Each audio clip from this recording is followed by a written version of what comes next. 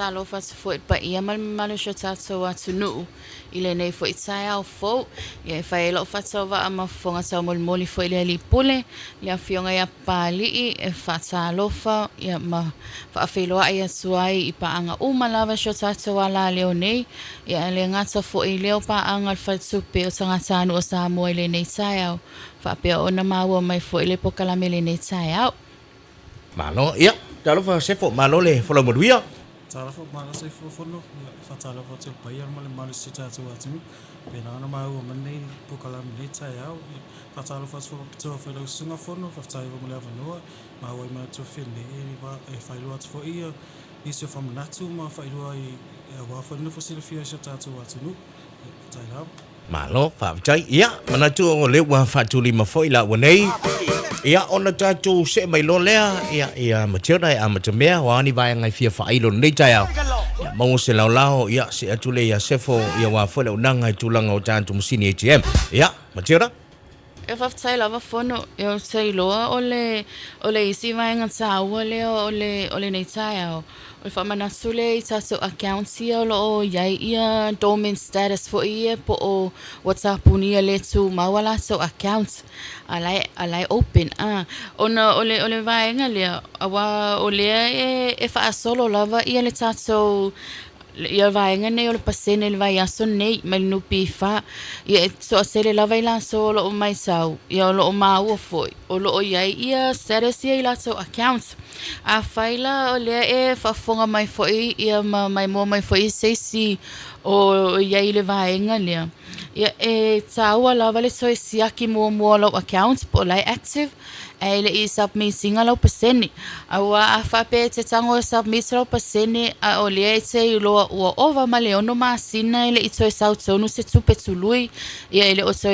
e fai se withdraw po se transaction I lo account ia ele ma fai ona sau sa lo pasene o sa tonu lo account ona ole ia ile status le sa ole dormant ia po ole fa Samoa ina le o tapuni le tu maulo accounts ona o ova male ono masina ele itwe sa se tu pe tonu ia po se tu pe sala foi ole vai ngata ole foi au nanga foi fa supe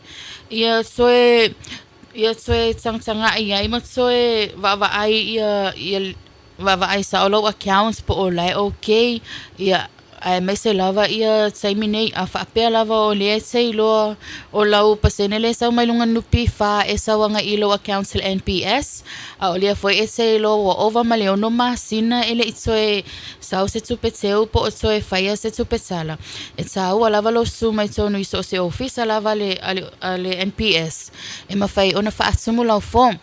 a fa pe fo etse sawe e se akilo accounts e se akia su lo active o le dormant e sa walo su atuma avasolo ID o no le ID lia e so e update in un system per fa pe o le expire lo ID e le ma faila e ma so ona so e tsala su le accounts ile normal status e po le active fo pe a fa le se ID su atuma oi a wa ta wala valo alu atu ma avasolo IT fa sanga tu pelo IT awa e ono masina loa nga ilunga e ovalo ma le ono masina ele o toi ia lava se tu peteu po se tu petala fo ile fo ivaeng ia ona mautino loa lea ele sa ala no pi fa sa tsona la account e tu sala va fo ila la so lo fa ya la so pasene o le sa alu atu ila account NPS mala so bolo o yaile va engalia por la soseleni e mawa mai me se lava le sule sa fasa fa pe whatever ona sala la account wa over male ono masina ele itso sa ele itso e fa se su petsala e tu lui e fa ngai lava lo account i taimi ia e o come ki lava onga yaile status le o le tapuni le tuma o lo account se ilonga se ivanga na wa esa tsono le o so se la vale office fa atsumu le form ma saini e ona mfailo le ona tsono le se le ni le mai le ile vaenga le o tsupeia mai sa fatsa por supeo va ai fa tsali ia ole wa fa solo lava sa so vaenga nei ole tsuai ia sila so lo tsuai ona sa no mai la so se le ni ia e mafai lava ona fa so tsai ia le vaenga le mof e mafai ona so e confirm mai la so se le ni tsono la so account E mawhai ona siasi mai so se la lava le ofisa. So siasi lau, so siaki lau accounts. A luasu ma avansu sa ID. A lengan sa fo ilia o le deposit. A wha apea o le wela so e sala lau accounts. Mai le dormants le ia i le nomo. Ia e sa ua lava le ia o le deposit. So se amount se mawhai ona so e tu utono lau accounts. Ine mawhai ona so e activate lau accounts ia umai fo le aso. O la e o tu ile si aso. O la e su mau lava le status le nomo le na e su atu fai. A wha apea e te alu atu fai lau lifi le dormants lea ai le ai se deposits. Ia e umai fo o atu tai au. Ia o to e dormants fo ilau accounts. Ta ua lava le i o vaenga nei. Susa lava la po o lea e expect se o lea saulo se le ni tono lau accounts. A o lea e dormants lau accounts. Ia e le mawhai lava ona tu i tono lau se le ni. Se vangana e wa e su me le ofisa e toi wha atu mo le form lea. Whai le ona tu i tono lau se le ni le mai pasene le nupi wha ia le ngata fo e leo o le tupe lea mai sa fata. Ia o le taimi nei fo i o le tatou Mastercard awa te loa le o le o tofu te le ia o tofu lava sa ma tato ATM card ai mai se lava le whaongaina ia whapea fo i o le dormants lau accounts e le mawhai fo i ona whaonga lau Mastercard i le ATM e le mawhai ona e aluasu siaki lau pāleni e le mawhai ona e aluasu sala sau supe whaongaina le tato ATM card i le Mastercard ATM e le mawhai ona whaonga awa o le status na iai o nai dormants po o tapuni le tumaula accounts se vangana ai we su mai sala so e lifi le dormants ia ona mawhai lo lea ona whaonga lau accounts awa ole awa unanga lea ia e mwhai ona whaasino lau e so o se la le office o itua se sau le su mai tono le office au tu ai mwhai ona whaasino mai i la lo itua tato vaenga nei ia la matanga na o ma fosanga le nei tai au fono Malo fa chai malo le so no le ma ngaleu ma le ele se i tau fa ilum fa mal la mai le vai ngaleu le o le tapuni le tu ma wai le o account ina ua mai ale no masina le o te talina stupe pe to te o te isi tupe o le taimi la to fa tu mo le form wai le walu tu nei ele dividend no pifalu tono le account la tu le mfen tala taimi la to le to fa tu mo le form o la te o la ele te tununga o la se fiale tu pele lo tu to pa wale me ia to fa fo wa ia inga ia ine mfen na to o la mai la account mo to me fa ina tala tu pe a sa le o la ma fa ia ona hura se le ni le a ele to fa fo ia a wa se longa al wa su sala le account ia ona ma fa ro no to tu e lo sonulana se le ni le mai lunga le no pifa la so no matura deposit to e fiala le me to deposit wala ngali malisio so no ngali di fili dormant o la fingon men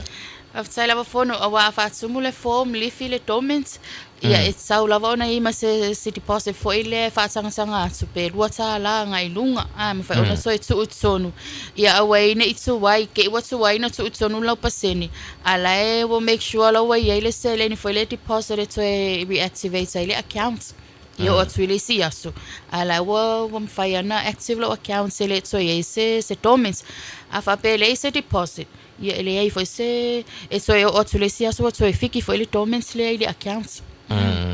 ai mo o ia la ia lea tai pelar fa te inga ia le wai fa ilo pelo le atu sa fata mo o ia la ia le mana mi le fa yo se account new account lo winga la e mai me masania lua ID mai situlanga uma yo suta la ma tusi ina i mafai ona saule se leni alo i ton mana ia tatou me tu la se le watu le se sef Talofa ia e lua lava ia vaenga le fia tala no atu ai ia vaenga mua ia o tatou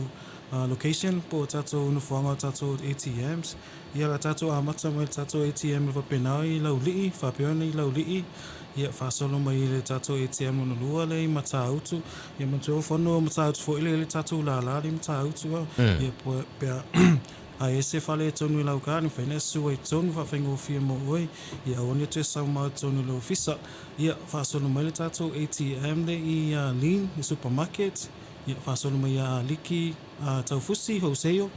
ia ma tatou ATM se lua le i funga le ma keki ma le funga le fa macho fa fengo fia mo oi wa la ku le ATM me tala lo tu poro fale tonu masini fe fe nga su le ATM le ya so fa solo tu le Frankie lo tu pa fa solo tu le ulo lo fa macho ya ma vai tele fa macho ya vai tele fo ile ile si tatu la le fono e fa fa ngo fi mo na yo tatu tangata e se fale tonu le masini por le card fo ia e sui foi tonu la io lo il matu va nga so sonia tu ya oi ya tatu fa solo tu i si tatu ATM i sale mo fa macho ia o faliolo ia mo tatu ATM tu ai le fanga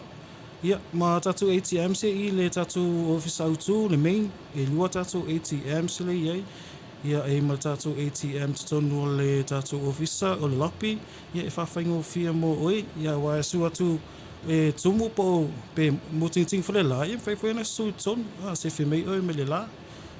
me se lava ni o tatu tangata matua tina matama matua ia fono e fa na tatu ATM se ia tatu ATM cards en fa fa na i fa ngai le ANC e fai e lima su sene le fi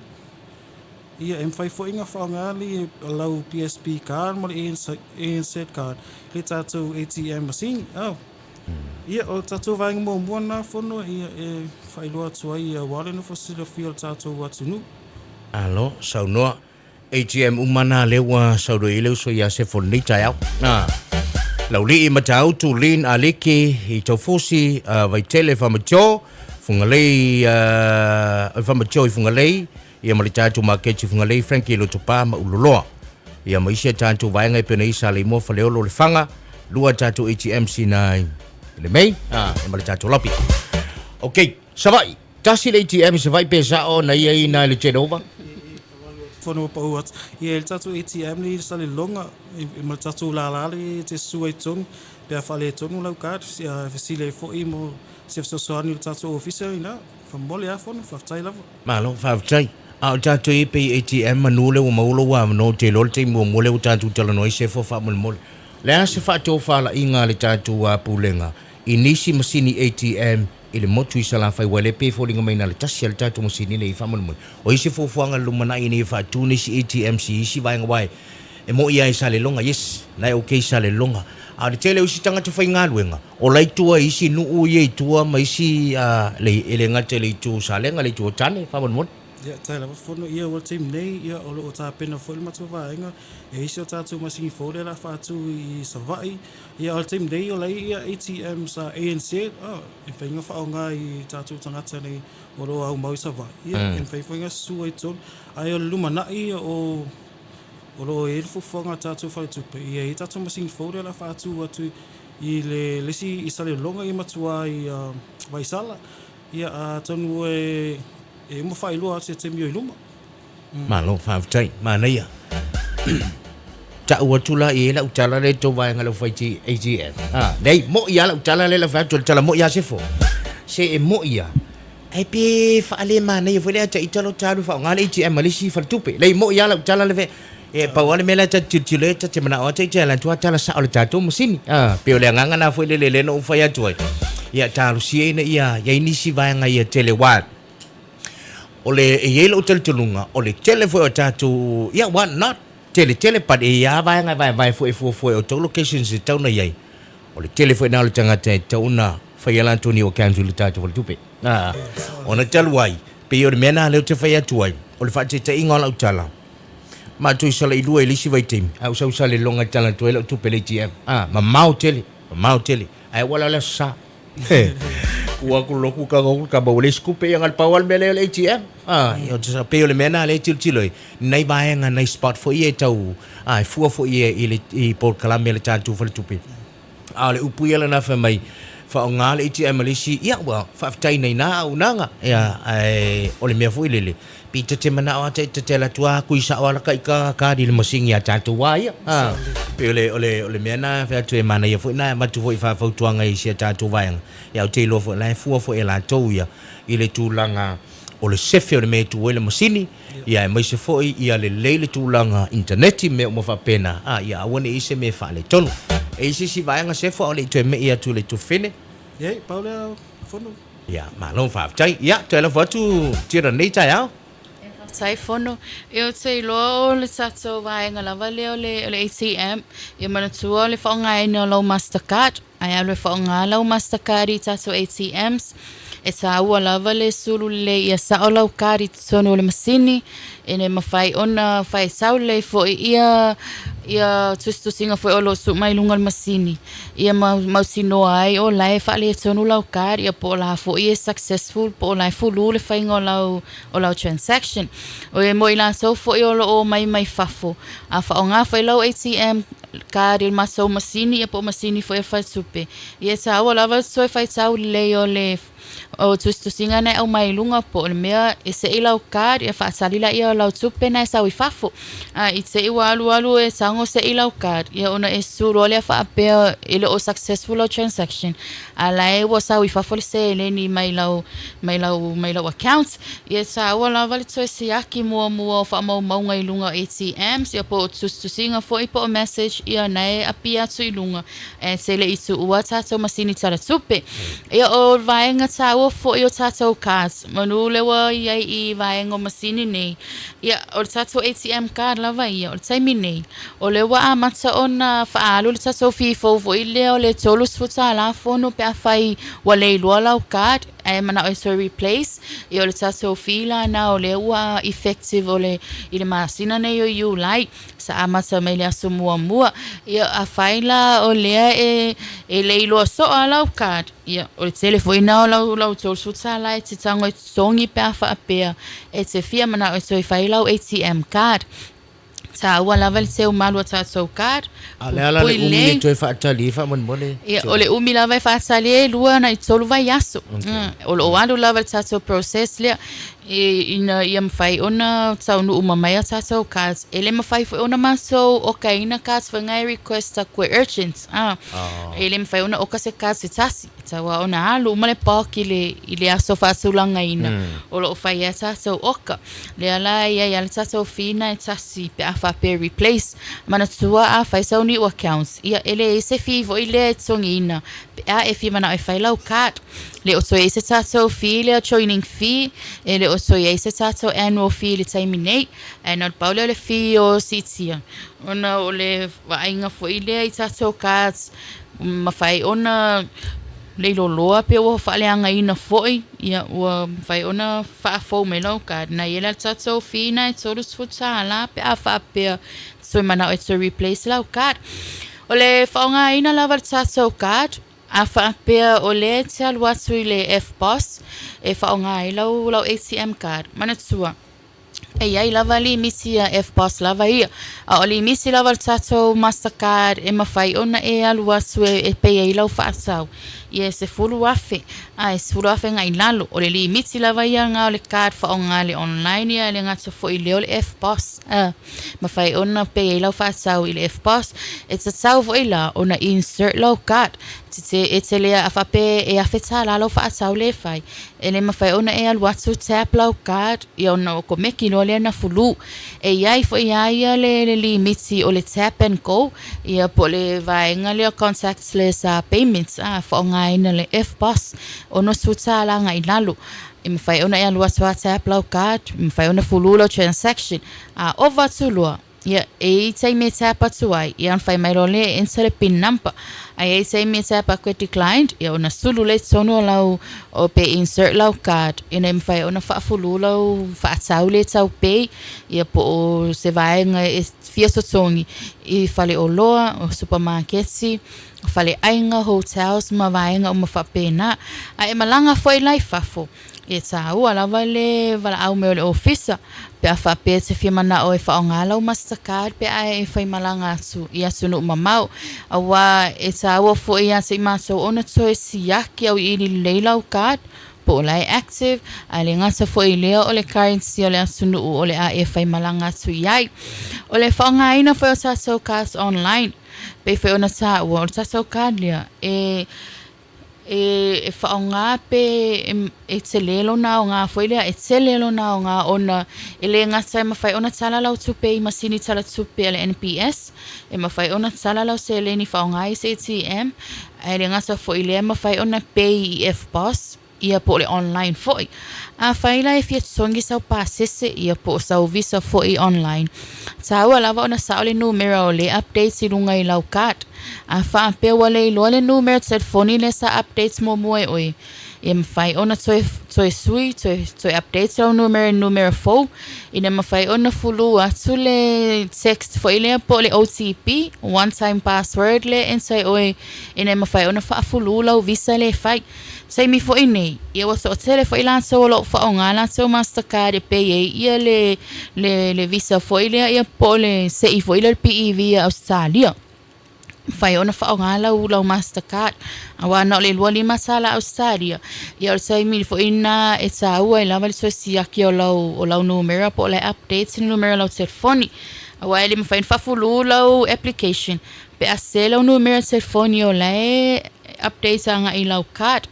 A wha pe o le numero telefoni tuai. Ia tā ua toi wala au mai sono le ofisa. La fo atu le form le emaili. Ia po lau su mai fo iso o se la lava mātou wha atu mai le form le maintenance. Ma whai ona toi updates lau numero lau telefoni. Ina ma whai ona receive o le OTP lea. Po le one time password. Ma whai ona whafulu lau transaction. O vaenga fo i potu langa fo ia online. O ai tato vaenga le i tato cards. A wha apea o le te sua tu te fi apalai lau card. Ia e te sua tu e tau le ona wha asumu le lau form. E mawhai ona e tango e tikle ATM oni. Awa e mawhai lava e o le ofisa ona o whātu na o le talaina o le tupele ATM. A e le fina ngaloa e wha o ngā lau kāri online po FBOS. Ia e mawhai te le ona whaatino wha o le ofisa le a vaenga. A e mana o e wha o ngā lau kāri na o le talanga o le tupele ATM. Ia mawhai ona wha manino mai le vaenga lea. Ia mawhai ona mātou o ka ina lau kāri according i le vaenga lea o lo o e fina ngalo i ai. Na o le talaina o le tupele ATM. Mawhai te le vaenga na. Ia o tatou kāri foi. Pei whai ona tā ua, whai ona whao ngā so se masini, whai ona whao ngā online, whai ona whao ngā pia e malanga i whafu. A whai o le se tā usau malanga e se malanga tua i atunu mamau. Ia, whaatangatanga leilau kāra, whai ona whao ngā i whafu. Pole a se le ni lo tono lau kāra, se le, e whai ona suu lau vai tono lau kāra, e au le whao ngā i whafu. Awal se minei e ia le surcharge al fai supe pe a whao ngā lau card overseas. Na ile lua te sima 5% lea. O le toro lau whaatau le pay online. Ia po le toro lau whaatau o le talam le pay le FBOS. Ia e whao popo i lava le lua te sima 5% na o le surcharge al fai supe. Ia o le vaenga na tato Mastercard. Mono fosila fia foi mamalo sha tato atunu. Ai mai se lava i la ato o lo o iai ala so se unga supe foi fat supe tangata anu o Samoa. Alo so no a o tanto iai la le vaenga le Mastercard. O le malanga o le o te mana o te alu mala o card. E a le la e te sau noa whapea e te una faso ta i atu. E a waile te mana e wha o ngala o Mastercard i o. Te o alu a ngalo. E whai no so ta email telefoni. Wha mole. Sa o le fono, e mawhai se le ona whafso ta email telefoni, ia po le email i foi. Okay. Ia po o lunga foi ta so Facebook page, pe a whapea o te iwa e alu e ngalon wala au mai. Awa e mawhai ana whaongai atunu ia mahasani ona o wai. Whate ta inga o Fiki, e o New Zealand, Australia, le atunu Pasifika. Ia ai ala atunu ufo inga le sea o wai, e mai se lawe te imi o ta alonga i e whai, le au sisi ia mahasani na o asuisi atunu. Ia e ta ua la wala au mai tono le 5 aso. E te le itu ua sio tato atunu. Tono 5 aso. Whakaka inga o le atunu le Scotland. E se asa so boa. Ia mwhai ona wala au mai to siaki au iri leia te le imalanga. O lisi atunu ule o tau i lo mawhawa e sau nor vaenga le. O intia. Manatua o le tele tato o le avenga se ngase i o. A watu la i o e fia mana o mia tato le tupe whao ngā initia. Tu o ia le maa ia. E wa atono le te kia le malo mana inisi a o e lal tangata le alwe ave le ma pio na isi vaenga na wa tawe te le lau wha mana tuloro winga e te tau ona longo mai le tātu whale tupe e te tono le 5 aso o le ialu whai ngā malanga mana ia o le isi vaenga le tau watu e le whaafsili a whaapea nei le aso nei a whaapea nei o nei expire e lau kār a o te alu le stona o le ala se o lo te mana o te aluma ave lau ka au nga lave o le expire ni o la tulo le nei ya apalai la mal tuole te sau no mai lua pe tolu vai aso e tona apalai le ka o le ala fengana ai lo te fia le stona Ia whaftai lawa whono. O le process aia tātou ka sia wa expired. E o ko mekia ko e reissued mai lau card. Pe a whai o lai sa whao ngā i te tono tolus furu waso lea. Ai le i o i lea so le expire ai. okay E mawhai ona tau nu umai lau card i le masina lea e tau ona expire ai. Ai le i o i lea so mulmuli o le masina le expire lau card. So sa e valid a lau card whati sa inga whai o le expire lau card ia you like. E valid a lau card throughout July until the 31st ia po le 30th o masina. E expired ai. A le wasau nu umai le vai aso lona lua July lau card. Awa o le sa whao ngai te tono tolus waso lea. O le whai ama whao ngai tala i lau se leni. Whai mwhao ngai pe iau whaasau vaenga umana. A whai lai alu e le sai whao ngai na lau card te tono tolus waso. Po le masina. Ai le i o le masina expire ai. Ia ele mawhai ona toi o ko meki ang koe reissue mai lau card. Longo winga, e toi whaatumu lau form. Ia, ona toi whaatari fui la le tono lua tolu vai aso. Inga la va pe o July, for example, July expire o lai te lele, te mo July mwheno o la tui tonu tu sa pele yo tu sa lae e manaia o le te lele ava no mwheno o wabia la tui. Pea whau te iloa, wa ue fia malanga ma avel kat. Manaia te lele alvaanga lea, ia vai lai e o ngā ona taluai. Ia o le mea faule le ua whaata avili nei le jantu vale tupe o le mawhai o na ave lau Mastercard ia na alo le whao ngai o e whai lau whaatau mea uma whapena ma le te lele whaatau whala inga o le vaenga o le ise tauan te o ini si vaenga le te le lau talo atu ista mo sefo te o ise vaenga visano e sefo tai lava fono ia ona se whamanatu atu lava i le manuala so il vaenga o le ka a me se lava ia numero whai loilo le pe o lau pinampa okay so te leo tātou tangata wansa e ngā loele le pini o toi vili ma le tonu me toi ta o tul pin e fai lo atu mo le tonu e wansa e mga nga release ko lau pin po la no me fai lo e le mfenga kipe ma to the records ona o e lava e sila fia e pa lava le wala e fai lo su mai tonu e il mato fi tentala e pe yo toi fa fo wela yo lo no me fai lo o le si va nga fono yo tatu ATM reso ia wa to tele lavo tātou tangata ia me se lava te mila e pe le paua ka te tainga o le te tunu masi le ATM tala lau tupe ia te ia le pe le paua ia wat pole o lo e fol tātou vaenga o pe naona ona na famale tu langa paua le la wala fai lo su mai tonu fai lo mai tonu tātou officer ia ele tātou ATM reso e whai, ia e whai loa mai o le taimi, whai loa mai le ATM, ia wha maumalo numero. Ia e process e mātou, e wansa e koe alu e lau kupei kongo lau account, ia on toi whafso ta ai o te leo lau sunga e toi sui fos ATM e tala e lau se len. Ia paule, o le si whamanatu whono o tātou cards, e le mwhai ona follow tātou ATM cards i tātou i masingi le te minei, tō telo e tātou whame le follow le laku ATM cards, e whamalu lu atu le tele mamalu e seo tātou atu no, e le mwhai ona follow tātou ATM cards i tātou masingi le te minei, ia, pauna whono, whaftai lau. Alo, whaftai. O le mea le tele na poleni seo tātou tūtū a le ilumo al masini. O le popole foi le te wola ma le pau a sau favor tupe au pike se stangata ai mana ia vanga le e fa menino lua e ia le time e right machine o le si foi vanga na e popole tatu e tuaina tu ele no fuanga I popole ne te wa era ai te wa to le man machine sau favor tupe le o mana ta tonu ia pe tai la le te sau no se foi le se pole vanga na le okay mana e tele ia o nei vanga la wa me tupu o le si foi mea le na wha marino foi le tātou whingarwenga matiura ma le tātou vaenga. E aona o tū leite le tonu ia, tau le tonu le kat. Ma e lisi mea ngai a lisi nganga pēla kua, mongo voi lele ia, fiu e omi mea koe le ai, koe se mai liliu koe alwaku. E ale mea, e wha pito tonu le mea lai lanu siliva. Tama I wha ta wha lanu siliva na iei. Wha pito tonu tū le tonu ia, tau le tonu.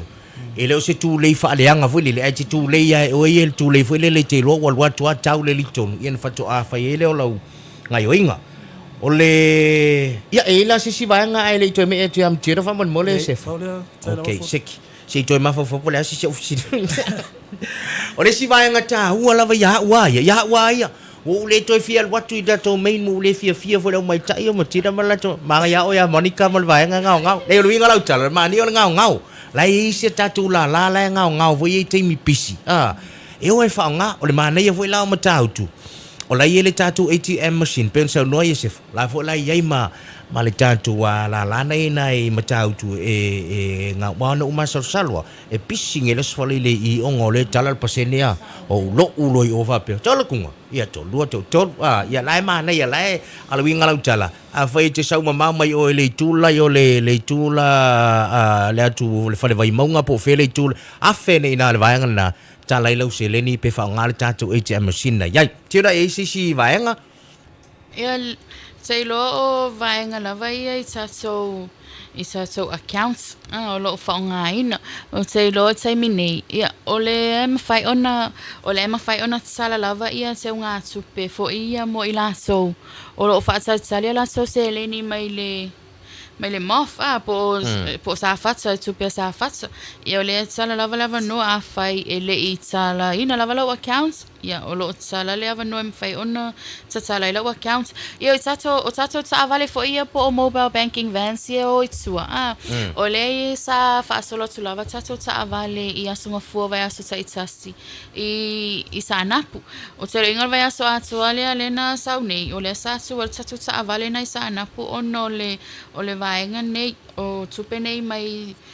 tupe le sa fatsa le Samoa ia mai se foi I tato marketi funga nei le tu e tato caravan ia po tato mobile banking van foi mo le tala ino le paseni ila stona awala stona ia sa fai foi si pisi foi si vaenga le I le main pay fe ona sa no fono o na pau foi le la sa sala la stona no I le main ia mo o fanga li ia mo fale olo ia e fai la si mau sua I vaenga nei au le la sa ia le tato van le sa tu I market si funga le mo le faonga ina foi I au nga masani lava fa supe o le sala ino lau seleni fali unga o lau seleni mai fafo ia o le faatumuina lea o lau form Mastercard a fai lava o lea se vaai tatou taavale lea o le o tu solo I taulanga po fea lava le nuu o le o tu ai fai ona e afe I fo faatumu lau form o lau card pe a fai ele I fai lau Mastercard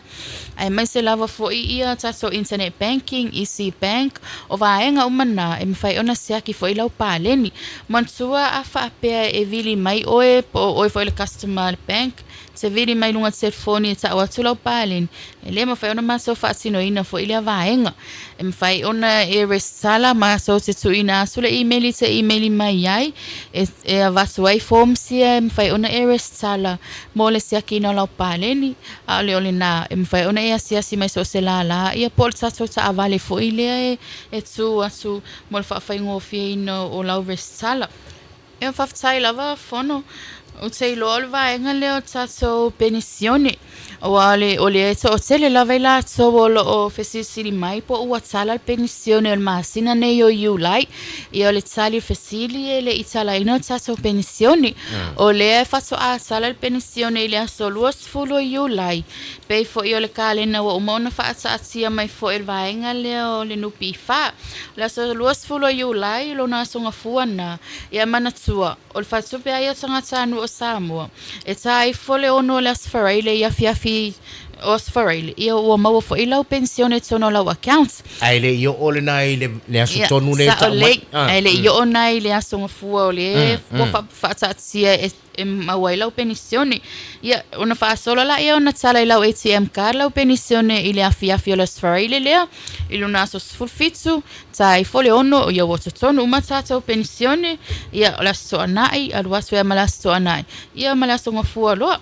o tatou penisione e vave lava ona maua I afiafi o asfarai le I masina taʻitasi ai le ia o le aso uma na faasolaga I asogafua e mafai ona maua I lau penisione mo I latou la o loo ia latou ATM cards Ia sa e fole ona le fiafia fai ona e fia wa vesala lava lau seleni le fiafia sfarili. Ia fai ona fa onga lau Mastercard ATM e tala ina lau seleni mai no fuanga o uma ona ta ua sufoi e se foi la matanga o le pokalame al fai supe. Ia a fai la ele I te tala ina lau account ia o lo mau foi lava noa polo sala lava noa e tala ina lau se unga tupe lea ia po lau account foi pensione. Awa o le account lava ia pensione. E ta ua lava lau su mai ma au mai lau ID pensione lea. Ia ma se si ID e fa alua e o ID se fa tasa ingol pepa whanau e fa alua ma ID pensione. Mfai ona tala ina lau account pensione e ona avelo leo lau statements lea po lau account nampa lea. Ilungal vaenga nupi fa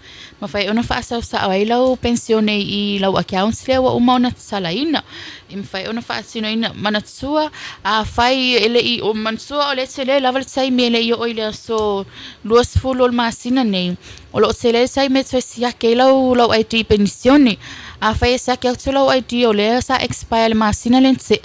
ia ele mfai la ona tau no mai lau pensione ol masina nei o July sa wala va tse sia ke lau ID ele I mal masina se su sa ola vai lunga le vaenga le nupi fa so fa follow IT ina ia maua mai lo pensione o July wa so tele foi ola so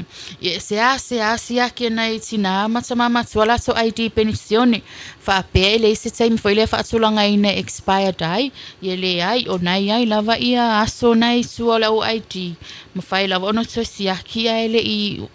I umale nei masina wa e o tula so los fulo se su mai se kilo pensione ele o ia se su petson ye sa o mai na o la e wa expired lo ID sa wa lava lo so su lunga le vaenga le no pifa so fa fo we lo ID ia se fa manatu na so account pensione fono cha o tele vaenga le o te lo le vaenga le a te dai ma se na ta tu tele noi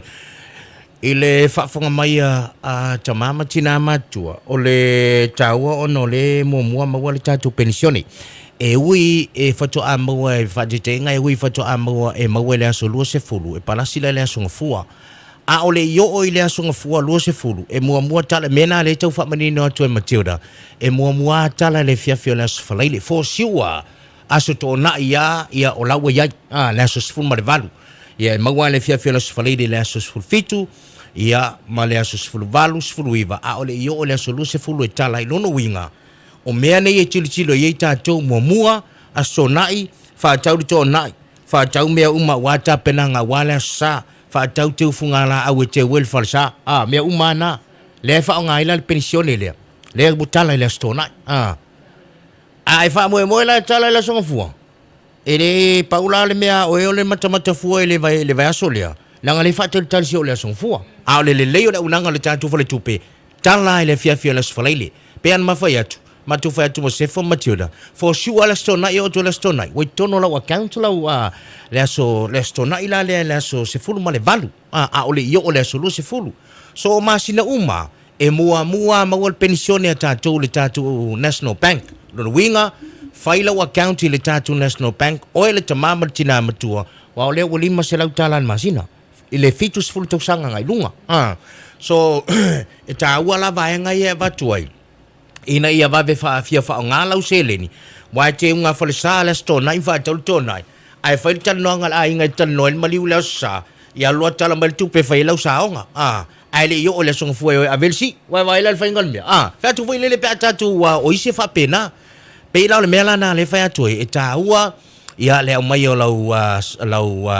pensione te malu tono le tantu fale tu pe ia fa pena na e mua e apa e watu isto ina mai siol matua le songa fua so lua so lu wale van fo I mai lau tala na pensione le musini wa uma le tala lau pensione sa fa i vaenga ia ma le tala le so le wala ki o le mua ma wale tatu pensione le tatu NPS National Bank ia fa i na yo walo e fa lo account ina im fa na rusa o ye lau pensione tono le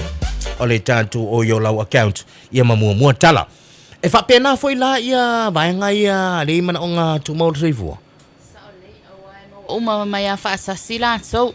na solo ia fianga suma ol soifu ia e mau uma la fa sasi ya filelas farele ia mo uma sono la so te unga supela so fa manu yang Mana ia tele.